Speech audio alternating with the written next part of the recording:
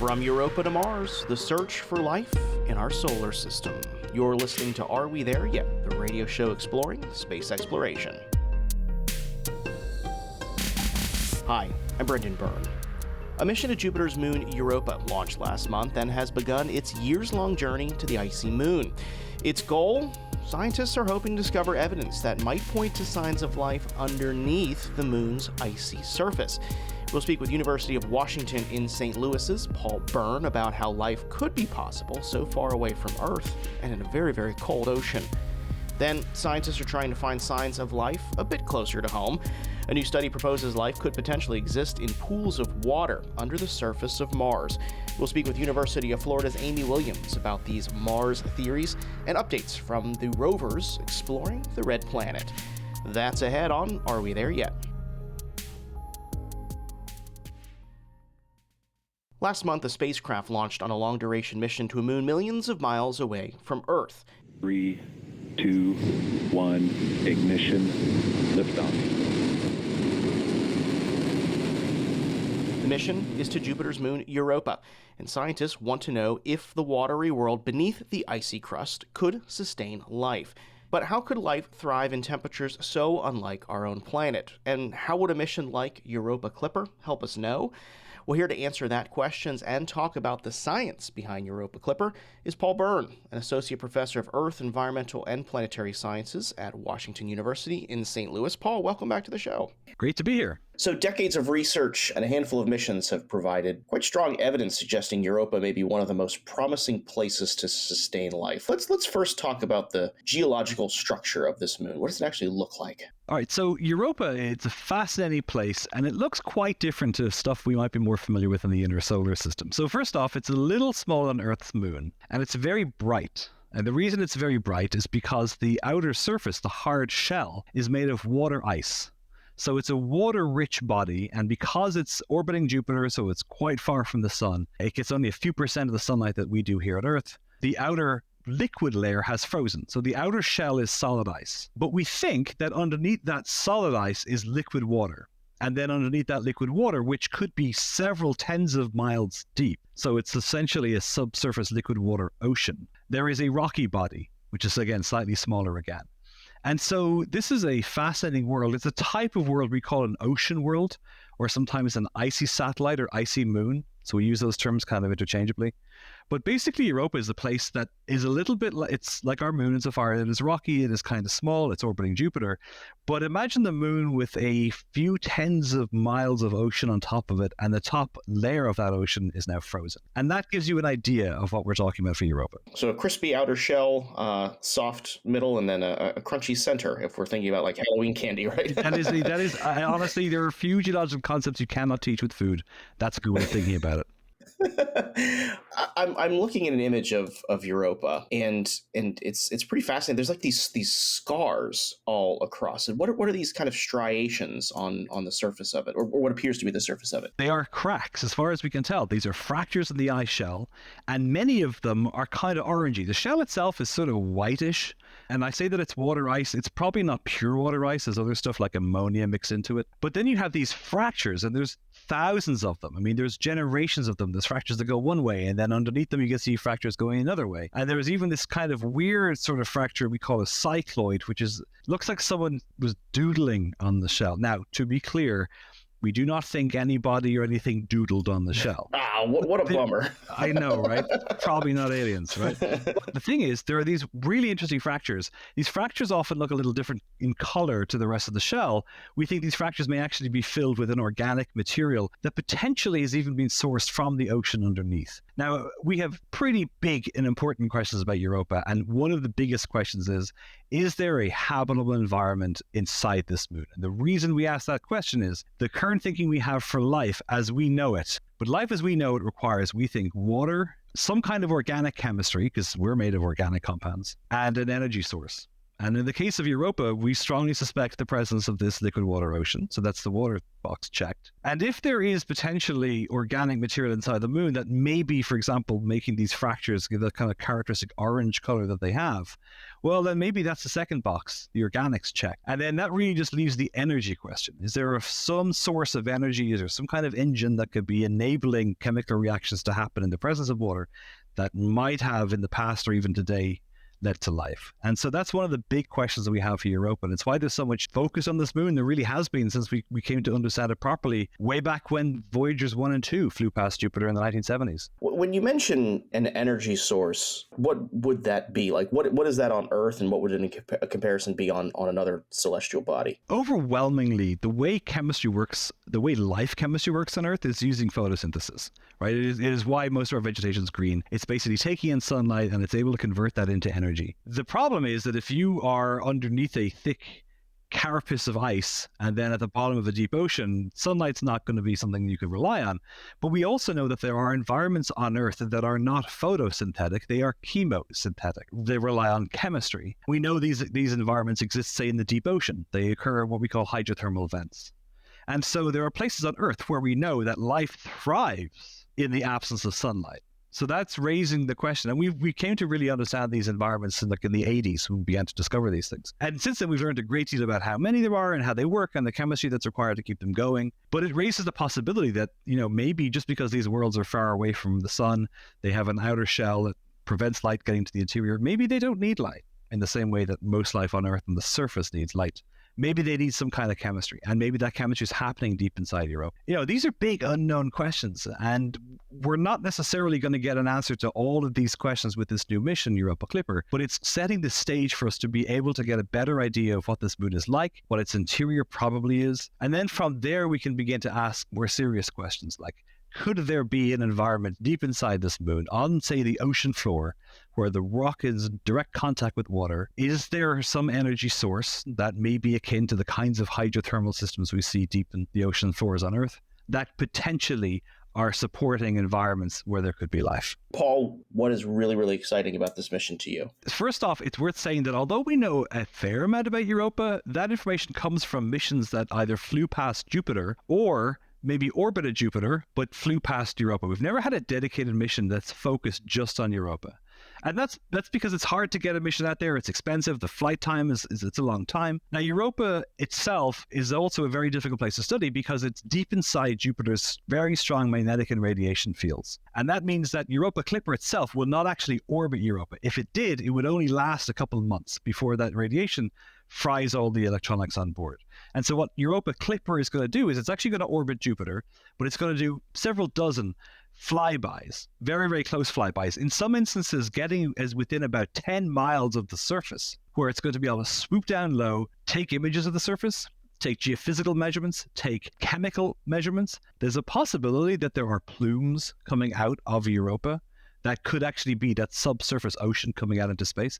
We know there's a moon of Saturn called Enceladus where this is happening. And it may be that possibly this is happening in Europa, and Clipper will be able to detect those plumes and maybe even fly through them if they're there. But the idea is that by doing these successive swoops, Clipper is going to be able to return almost as much information as we would get if we were actually in orbit of Europa. But if we were in orbit, we'd only be there 2 or 3 months before the electronics die. Here, we'll have years where we're able to do these close approaches of Europa, but we won't be in that deep magnetic and radiation belt long enough for it to really damage the spacecraft. So hopefully Clipper will last quite a long time. And in doing that, it builds up this much more comprehensive picture than we currently have. It'll take high resolution photos. It'll take all these different geophysical and geochemical measurements. It'll be able to measure magnetic fields in the area. It'll tell us if there is a liquid water ocean there. It'll place very good constraints on how thick that ocean is. It may be able to find evidence for plumes. It may be able to find evidence for active processes in the shell today. One of the big questions that it'll answer, we hope, is whether or not there's a possibility that there is water in the interior somehow able to make it up onto the top of the shell and thus be exposed to space, or even that material on the top of the shell could somehow find its way into the deep interior. Because if that happens, that's another way of introducing chemistry and energy into the ocean that potentially could be used by, if there happen to be crawlies deep inside there. So Clipper is going to give us this. It's not going to answer all the questions. No one mission will ever do that. But after Clipper is finished, we will understand Europa truly as a world. Then we're ready to start answering the next set of questions. that may ultimately see us land on the surface or rove on the surface, or perhaps one day even get through the shell into the ocean beneath. So while it not may find, as you call them, the crawlies under the surface, there's going to be some very consequential findings from this and very consequential answers in getting closer to figuring out if we are alone or if life exists outside of Earth, right? I mean, just how big of a mission is this for that grander question that planetary scientists always are trying to answer? This is like the question, right? Are we alone? How did we get here? The more we discover information about the worlds around us in the solar system, the more we discover these extrasolar planets, these planets orbiting other stars. We have yet to find a world quite like ours. Now, we've only been looking a little while, but we have some pretty basic questions. Why has there been life on this planet for almost all of its recorded history? These are pretty important questions, including, are there other places where you could find life? Europa is arguably the best place to look for to try and answer that question.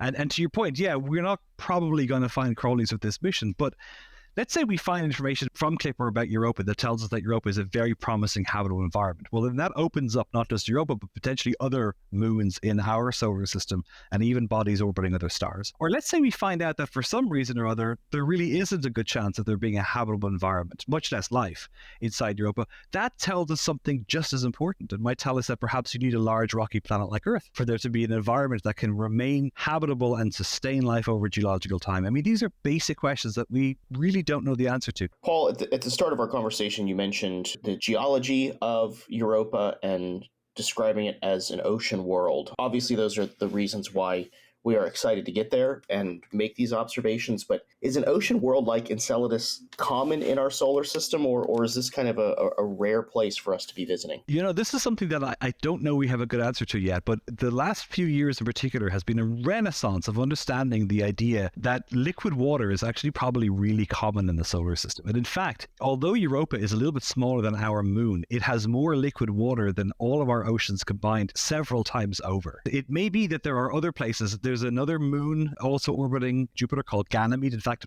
Ganymede is bigger than Mercury. It may have a liquid water ocean. It actually gets kind of complicated because some of these moons are so big that the water actually gets compressed. And at the bottom of the ocean, the water may actually be ice, but it's not ice because it's cold. It's solid because it's being compressed. And that ice conceivably could be warm. So if you can imagine ice, it's 60, 70 degrees Fahrenheit. I mean, that can be ice, right? This stuff doesn't exist on Earth. Could exist in these moons. But there could be potentially a few dozen bodies in the solar system where they have these big, deep subsurface water oceans that are much greater in volume than any of the oceans you see on Earth. But honestly, it looks like liquid water is probably not a rare commodity.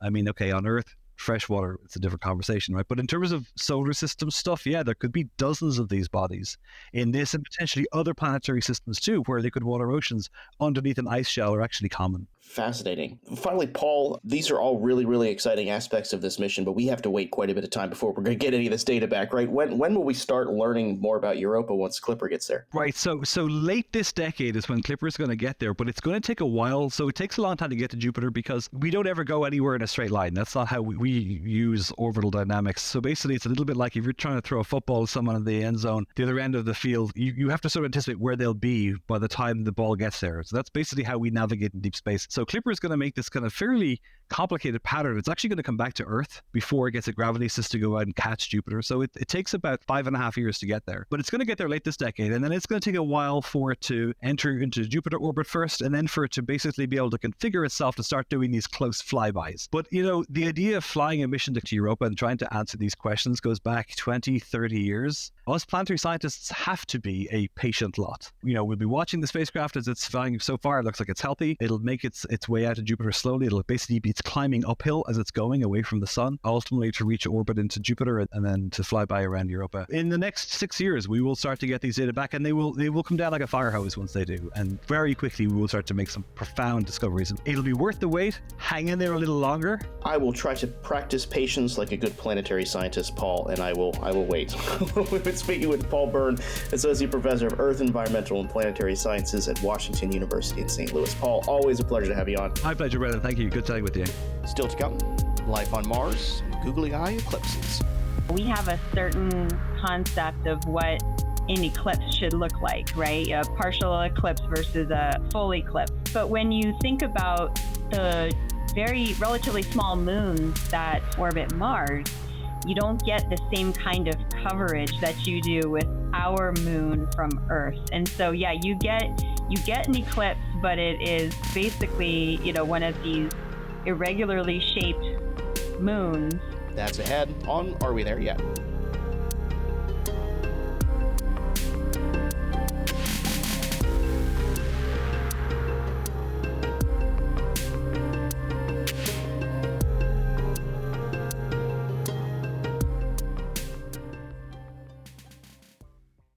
You're listening to Are We There Yet? I'm Brendan Byrne.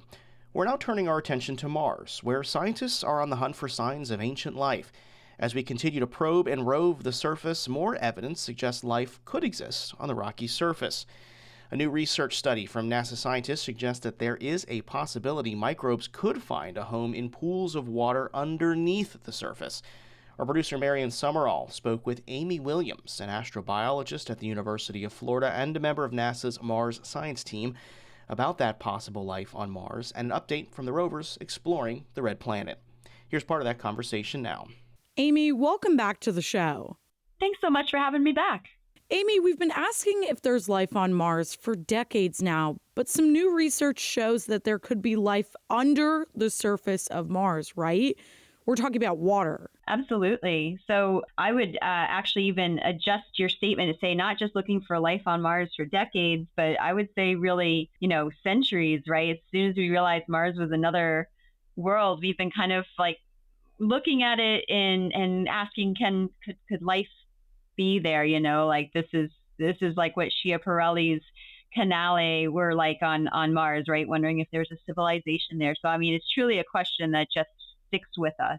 So what have NASA Mars scientists been up to recently? There is a paper that came out recently that talks about whether you could have life in the subsurface of Mars, but in very specific locations. And this is like a really cool study because the work is done in modeling and the foundation is based on observations that we've made on Mars with regards to water ice. So if folks have listened to me rant and rave about Mars on the show before, they might remember that the things that we're looking for life on Mars is more related to life as we know it. So we're looking for evidence for liquid water, carbon, and a source of kind of metabolic energy for life.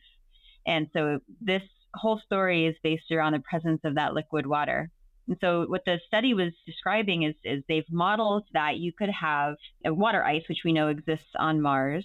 You can actually have little pools of water, and we're not talking about like a swimming pool size thing. We're talking about little pockets that are like probably, maybe an inch in diameter, something like that. But these little pockets of water that can form underneath the ice. So it's sort of like a liquid bubble instead of an air bubble in the ice. The modeling that they did demonstrated that you actually could get this, feet into the ice, and it would provide enough protection from things like the radiation environment on Mars to protect the things that are in that little pool of water, while also being shallow enough that if there were organisms in there and if they could use light energy the way that plants and bacteria do on Earth via photosynthesis, those organisms would actually receive enough of an energy flux to perform photosynthesis as we understand it on Earth. So it's a really cool thing to model and to discover like there is enough energy flux for photosynthesis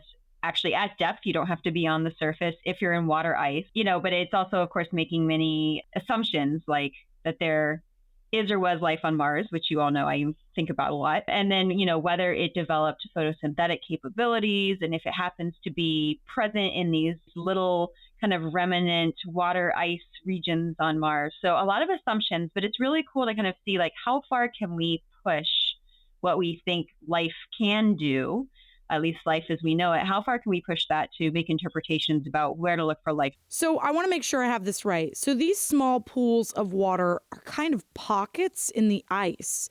Has this water potentially survived since, we have evidence of water that used to flow freely on Mars? Where did this water come from and how could it even be there? That's one of the, million-dollar questions. So, there's a discussion about, so like the way that the sort of terrestrial model that's used for this work is describing how you would have like snow that would precipitate out and it would eventually kind of condense into ice. And it's that kind of model on Earth where you find sort of these little pockets of water that can form under the ice. And so using a similar model, you would think that perhaps that's what you would need.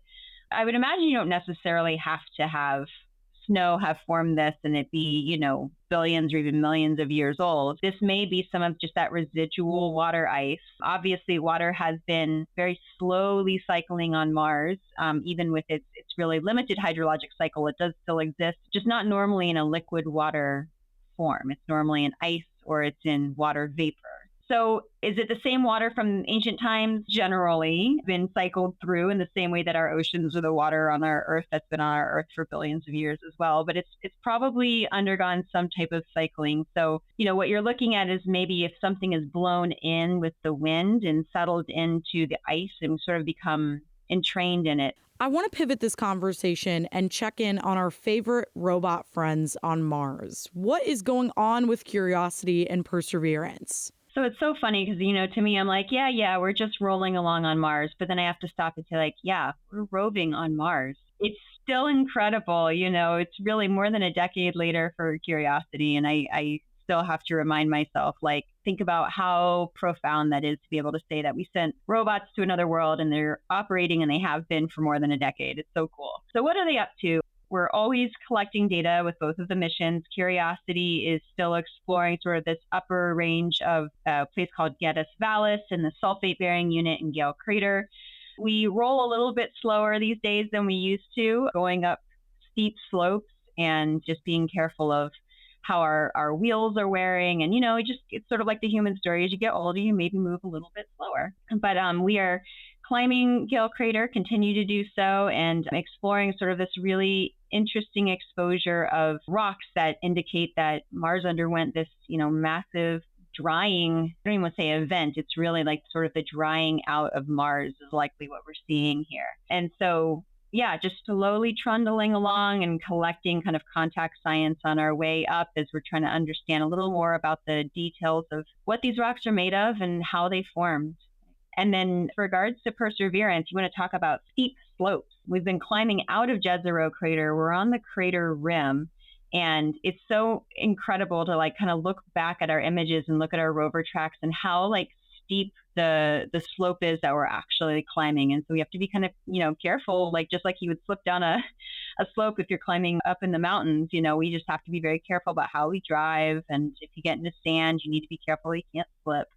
So, yeah, all the things that you would worry about being, sort of an outdoorsy person on Earth are things that our rovers are contending with on Mars. But Perseverance is climbing up the inner crater rim. We're exploring the nature of the rocks there, what they can tell us about sort of the impact that made Jezero billions of years ago, as well as sort of the rocks outside of Jezero crater. So this is really ancient Noachian basements. That's kind of the one of the earliest periods on Mars when there was water on Mars. And so we're kind of getting into this threshold where we're starting to explore sort of a very different era on Mars than we've explored before with this rover.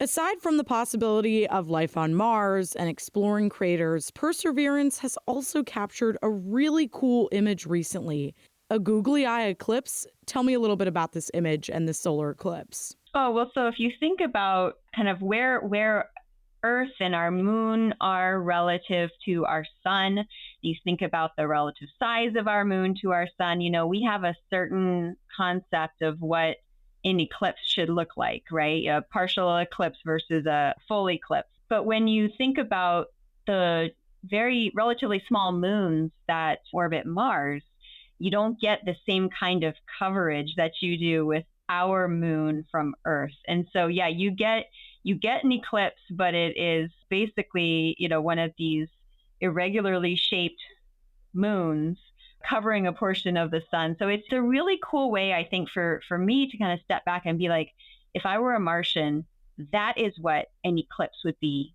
to me. And you would probably feel the same way that maybe ancient persons felt when there was an eclipse and they didn't know it was going to happen. They couldn't predict it, and they would think, all right, something seriously wrong is happening.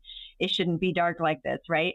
Like someone who's never experienced that before might think that there's something very, very different from what I'm normally used to. And so, yeah, a Martian might think the same thing, seeing a terrestrial eclipse. But yeah, it's just another really, I think, great way to consider how our terrestrial experience is unique in so many ways. We are on any other planet, our experience would be quite different. And lastly, Amy, what's next in the Mars world? What can we look forward to? Like I said, we're still climbing kind of 2 mountains or ridges right now with the 2 existing rover missions. Always keep your eyes peeled because, we're not only are we collecting new data, but there's such a backlog of existing data. It's all, publicly available.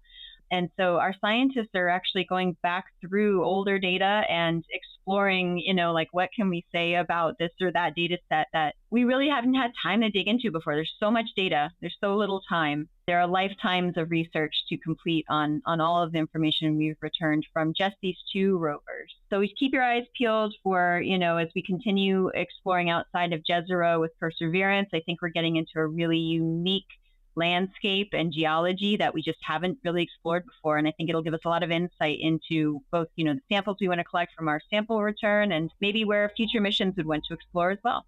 Amy Williams is a member of NASA's Mars science team and an astrobiologist at the University of Florida. Amy, thank you so much for coming back on the show to talk about all things Mars. Of course, anytime.